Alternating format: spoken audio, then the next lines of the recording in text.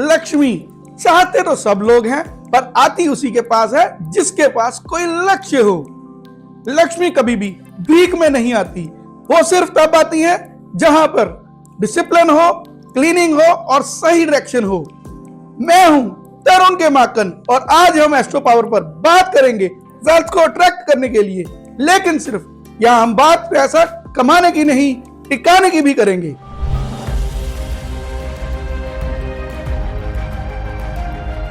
इस वीडियो में हम समझेंगे कि कौन से ग्रह आपके धन को संभाल के रखते हैं और कौन से ग्रह आपके धन को टिकाने में आपकी मदद करते हैं।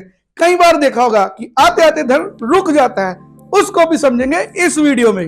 अगर आप मेहनत कर रहे हो लेकिन पैसा टिक नहीं रहा, या फिर पैसा आता है पर गलत जगह पे खर्च हो जाता है, तो यह वीडियो आपके लिए है। आखिरी तक जरूर देखिए, क्योंकि इस वीडियो में हम बात ना सिर्फ पैसा टिकाने की कर रहे हैं, आपकी पूरी जिंदगी को बैलेंस करने की भी करेंगे। तो शुरू करते हैं सेवा, दान और कुंडली के कनेक्शन को समझने से। एस्ट्रोलॉजी में हम कुंडली के 6th, 8th, 12th भाव को मोक्ष का भाव कहते हैं। 6th हाउस को हम लोग रोग, ऋण और शत्रु का भाव कहते हैं, लेकिन असल में यह भाव सेवा भाव होता है। जब आप सेवा करते हो, अपना सेवा भाव दिखाते हो, तो 6th हाउस आपका बैलेंस हो जाता है। और जब 6th हाउस बैलेंस होता है तो आपकी जिंदगी में तकलीफें काफी कम हो जाती हैं। आपका पैसा झगड़ा, कर्जा और बीमारी में कभी भी बर्बाद नहीं होगा, बल्कि आपके काम आता है। 8th हाउस को पीड़ा और मृत्यु का भाव कहा जाता है। अगर आप किसी का दर्द देख के आपका मन सीज जाता है और आप उसकी मदद करते हो, तो आपका 8th हाउस बैलेंस हो जाता है। याद रखिए, 8th हाउस अचानक धन, लॉटरी और विंडफॉल का भी घर होता है। इसका मतलब जो पैसा आप कमा रहे हो वो आपकी मृत्यु जैसे गंभीर बीमारियों में नहीं जाएगा, और आपका धन आपकी तरक्की और आपकी फैमिली ग्रोथ में आपकी मदद कर रहेगा। अब 12th हाउस की बात करते हैं। 12th हाउस को मुक्ति और मोक्ष का भाव कहा जाता है। इस भाव से दान को भी देखा गया है। आप जितना अपना दान करोगे, आपका धन उतना ही आपके काम आएगा और गलत कामों में और गलत लोगों के पास नहीं जाएगा, और धीरे धीरे वही पैसा बढ़कर आपके पास आ जाएगा। इसलिए सिख जैन परंपरा में सेवा, मदद और दान को सबसे ज्यादा महत्व दिया गया है। अगर आप इन चीजों को फॉलो करते हैं तो आप वेल्थ को अट्रैक्ट कर रहे हैं। कुंडली में मुख्य तौर पर आपका धन भाव जो 2nd हाउस है और आपका लाभ भाव जो 11th हाउस है, उसके अलावा मुख्य तौर पर 4 ग्रह होते हैं जो आपके डायरेक्टली इंपैक्ट करते हैं धन भाव को। अगर आपका धन भाव और धन भाव का स्वामी कुंडली में अच्छी पोजीशन में है, आपके पास धन जरूर आएगा और टिकेगा भी, और आपका धन हमेशा अच्छे कामों में ही यूज होगा। पर अगर आपका धन भाव पीड़ित हो, या उस पे राहु केतु जैसे बुरे ग्रहों की दृष्टि पड़ रही हो, या फिर वहां पे वो बैठे हो, तो आपके धन आने में काफी तकलीफें होगी। अगर धन आ भी जाएगा तो वो धन रोग, ऋण और शत्रु पे ही खर्च होता रहेगा। धन के लिए कुंडली में मुख्य तौर पर 4 ग्रह देखे जाते हैं। ये ग्रह हैं गुरुदेव, शुक्रदेव, शनिदेव और बुध देव। सबसे पहले बात करते हैं कुंडली के सबसे पावरफुल प्लेनेट जुपिटर, यानी के गुरुदेव बृहस्पति देव। गुरुदेव सिर्फ प्लेनेट नहीं है, ये आपकी पूरी जिंदगी का लाइफ डायरेक्शन सेट करते हैं। काल पुरुष की कुंडली में गुरुदेव 5 हाउसेस को डायरेक्टली इंपैक्ट करते हैं, 2रा, 4था, 5म, 9म और 11वां भाव। इसलिए आपने नोट किया होगा कि जब भी गुरु की दशा आती है और गुरु आपके कहीं वीक हो, तो आपकी जिंदगी में धन की कमी, सुख की कमी, औलाद से परेशानी, भाग्य की चिंता और लाभ की चिंता बनी रहती है। आपको ऐसा फील होता रहता है कि जैसे आपकी जिंदगी रुक सी गई हो। अगर गुरुदेव वीक हो या नीच हो, यानी कि दूसरा घर जो धन भाव का घर है, तो फिर पैसा आता ही नहीं है, या फिर पैसा आके रुकता नहीं है। चौथा घर यानी कि सुख स्थान डिस्टर्ब हो तो घर का सुख और मेंटल पीस डिस्टर्ब हो जाता है। 5वां भाव प्रेम और डिजायर का होता है। डिस्टर्ब होने से आपकी इच्छाएं या तो पूरी नहीं होती या फिर बिल्कुल इररेलेवेंट हो जाती है। 9वां भाव जब भी डिस्टर्ब हो या कुंडली में गुरुदेव डिस्टर्ब हो, भाग्य का साथ पूरा नहीं मिलता और आपको पिता की सपोर्ट भी नहीं मिलती। आखिर में 11वां भाव, 11वां भाव अगर वीक हो, सब कुछ होने के बाद भी आपको कभी लाइफ में सेटिस्फेक्शन नहीं मिलती। इसलिए याद रखिए, गुरुदेव सिर्फ धन नहीं बल्कि आपकी पूरी लाइफ को डिसाइड करते हैं। अब आते हैं शुक्रदेव पर, और ये बहुत ही इंपॉर्टेंट ग्रह है। गुरुदेव पैसा लाते हैं तो शुक्रदेव डिसाइड करते हैं कि आप उस पैसे का क्या करोगे। वीनस रिप्रेजेंट करता है luxury, lifestyle, comfort, desire, spouse और पार्टनरशिप्स। काल पुरुष की कुंडली में वीनस दूसरे 7वें हाउस का मालिक होता है। इसका मतलब अगर शुक्रदेव डिस्टर्ब है तो मैरिड लाइफ डिस्टर्ब रहेगी, पार्टनरशिप बिगड़ जाती है, पैसा अनस्टेबल हो जाता है, लग्जरी लाइफ सिर्फ सपने बनकर रह जाती है और ड्रेसिंग सेंस ऑड हो जाती है। वीक वीनस का क्लियर साइन होता है, पैसा आता तो है पर खर्च हो जाता है अननेसेसरी चीजों पर, सेटिस्फेक्शन कभी नहीं मिलती। स्ट्रॉन्ग वीनस का मतलब होता है कंफर्टेबल लाइफ, कंफर्टेबल इनकम, पैसा रिस्पेक्ट के साथ बिहेव करता है और आपका लाइफस्टाइल नेचुरली अपग्रेड हो जाता है। अब बात करते हैं शनिदेव की। शनिदेव देर से देते हैं, लेकिन जो देते हैं वो पीढ़ियों तक चलने वाला होता है, क्योंकि शनिदेव का धन ज्ञान और मेहनत का मिक्सचर होता है। वीक सैटर्न का मतलब है पैसा लीक होता है, आपकी जिंदगी में हर्डल्स ज्यादा होते हैं, सेविंग कभी नहीं होती, कभी कभी हॉस्पिटल का खर्चा, कभी कोर्ट का खर्चा, कभी एक्सीडेंट और कभी कार खराब हो जाना वीक शनि की ही निशानी होती है। सब बेफिजूल के खर्चे सामने आते रहते हैं। इसको ऐसा समझे कि पैसा हवा की तरह आ रहा है और पानी की तरह बह जा रहा है। अगर आपकी कुंडली में शनिदेव स्ट्रॉन्ग हो तो ग्रोथ तो स्लो होगी, लेकिन वो बहुत ही ज्यादा स्ट्रॉन्ग और स्टेबल होती है और आपकी जिंदगी में डिसिप्लिन डेवलप हो जाता है। आखिर में बात करते हैं बुध देव की। काल पुरुष की कुंडली में 3rd और 6th हाउस के मालिक होते हैं बुध देव। 3rd हाउस जो पराक्रम का भाव होता है, जो कम्युनिकेशन का भाव होता है, अगर ये भाव स्ट्रॉन्ग हो तो आपका नेम, फेम और कम्युनिकेशन बहुत स्ट्रॉन्ग हो जाता है, जिससे आपको धन कमाने में बहुत ही मदद मिलती है। 6th हाउस आपके करियर और जॉब का भाव होता है, साथ साथ में इसके सेवा भाव भी बोला जाता है।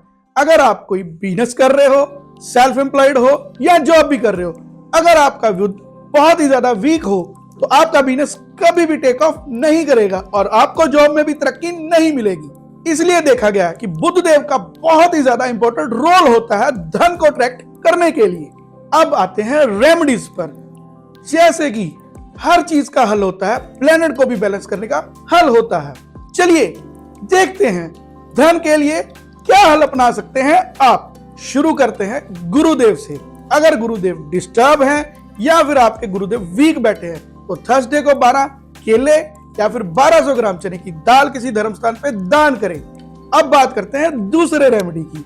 रोज ओम नमो भगवते वासुदेवाय का जाप करें, कम से कम एक माला यानी कि 108 बार, या फिर इस मंत्र को आप ऑडियो में भी सुन सकते हैं। तीसरा रेमेडी, आप विष्णु सहस्त्रनाम का पाठ किसी भरोसेमंद पंडित जी से जरूर कराएं।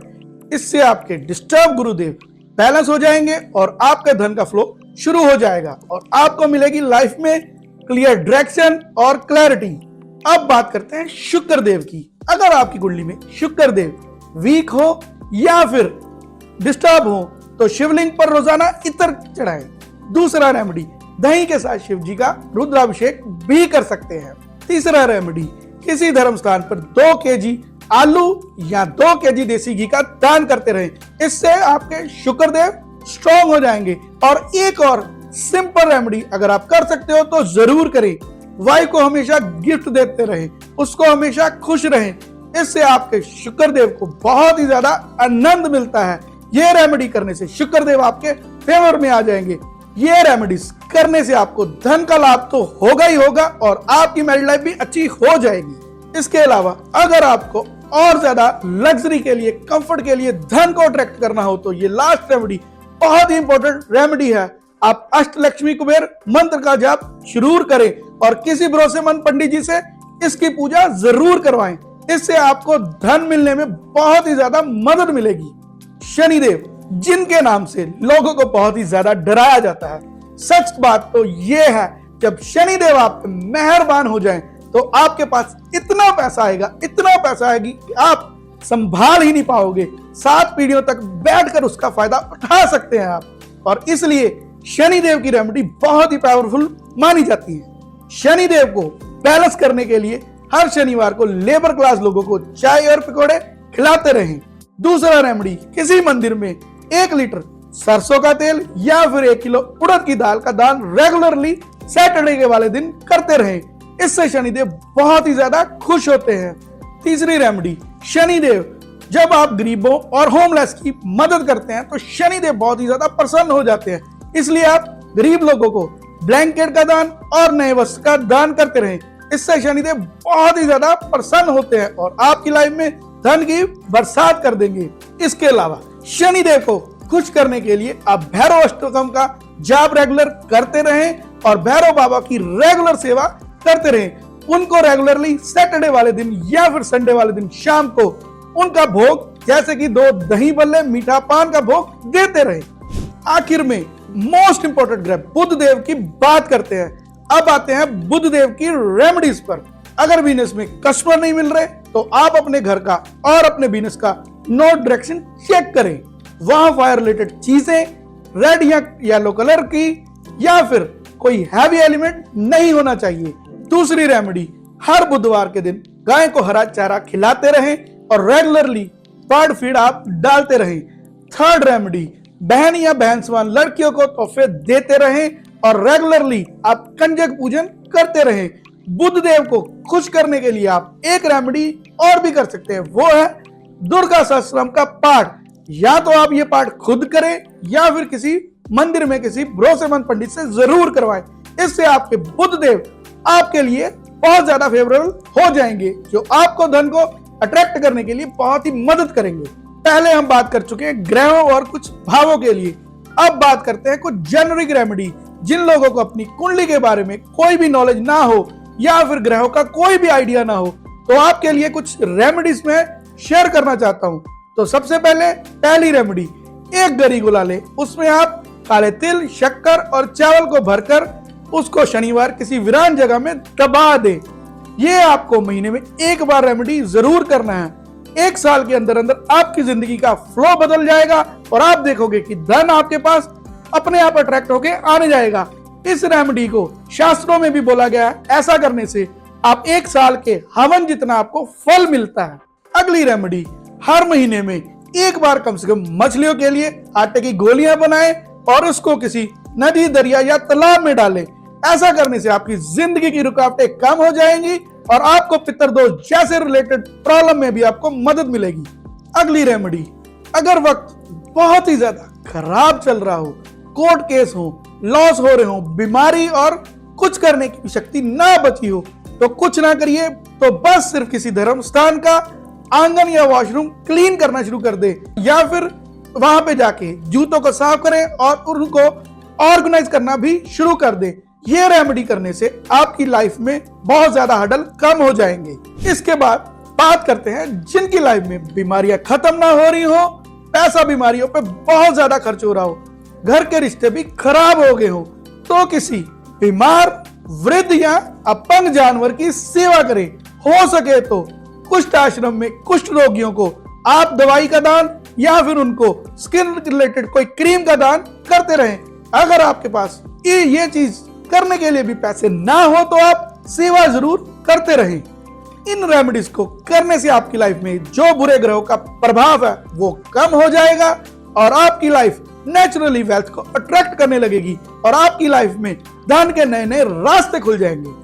अब बात करते हैं कुछ वास्तु टिप्स की जिनसे आप धन को अट्रैक्ट कर सकते हैं।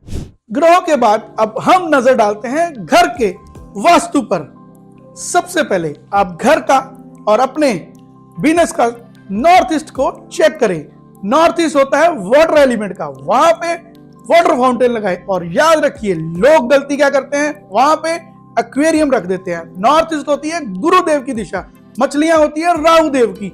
अगर आप वहां पे एक्वेरियम रखते हो तो गुरु चंडाल दोष आपकी कुंडली में बन जाएगा। तो सिर्फ वहां पे वाटर रिलेटेड चीज या वाटर फाउंटेन लगाएं जो आपका कैश फ्लो को बढ़ाएगा, नई अपॉर्चुनिटी प्रेजेंट करेगा। इस कॉर्नर में वाटर का किसी प्रकार का कोई भी चीज होना बहुत ही इंपॉर्टेंट होता है। अगला ध्यान रखें नॉर्थ वेस्ट का। नॉर्थ वेस्ट जोन होता है बैंकिंग स्पोर्ट और पीपल स्पोर्ट का। यहाँ पे कोई भी फायर या इलेक्ट्रॉनिक चीजें बिल्कुल ना रखें। वहां पे आप इस जोन को बैलेंस करने के लिए 7 हॉर्सेस की रनिंग इन वाटर की तस्वीर लगा सकते हैं। यह तस्वीर लगाने से आपका फंसा हुआ धन निकलेगा और आपका कैश फ्लो भी बढ़ेगा। नेक्स्ट डायरेक्शन जिसको बोला जाता है कैश फ्लो की डायरेक्शन, यानी कि साउथ ईस्ट अग्निकोण, यह है कैश फ्लो का जोन। यहाँ वाटर, वॉशिंग मशीन या फिर हैवी स्टोरेज बिल्कुल ना रखें। इस जोन को हमेशा बैलेंस रखना चाहिए, जिससे आपकी वाइफ की सेहत, घर की औरतों की सेहत और कैश फ्लो भी अच्छा रहेगा। इस जोन को हमेशा ही क्लीन और बैलेंस रखें। इस जोन में अगर आपको और ज्यादा कैश फ्लो बढ़ाना हो या फिर इसको बैलेंस रखना हो तो वहां पे आप 2 फायर हॉर्सेस की फोटो भी लगा सकते हैं। इसको बैलेंस करने से लक्ष्मी जी आप पे बहुत मेहरबान हो जाएंगी और घर की औरतें भी बहुत ही खुश रहेंगी और आपकी इनकम भी बहुत स्ट्रॉन्ग हो जाएगी। हमेशा साउथ ईस्ट को बैलेंस रखें। अगर आपका साउथ ईस्ट डिस्टर्ब हो तो आप अपने घर के किचन में साउथ ईस्ट में एक देसी घी का दीपक रोज जलाएं। वेल्थ डायरेक्शन की बात करूं तो काल पुरुष की कुंडली के हिसाब से यह होता है कुंडली का 11th हाउस, यानी कि लाभ स्थान, जो दर्शाता है कि आप जो भी कर रहे हो आपको कितना फायदा होगा। इस स्थान को बैलेंस करने के लिए आप अपने घर पर वेस्ट में कैमल का स्टैचू रखें और आप हमेशा इस जोन को क्लियर करें। जो भी आपने मैनिफेस्ट करना हो यहीं पे बैठ के करें। याद रखिए, जब आप देना सीख जाते हो, सेवा को अपना लेते हो और अपने प्लान्स को रिस्पेक्ट देते हो तो धन सिर्फ आता ही नहीं है, पीढ़ियों तक भी टिकता है। मैं हूं तरुण के मातन। यह वीडियो देखने के लिए बहुत ही धन्यवाद। अगर आपको ये वीडियो अच्छा लगा हो, यूजफुल लगा हो तो लाइक, कमेंट, शेयर जरूर करिए और एस्ट्रो पावर को जरूर सब्सक्राइब करें। धन्यवाद।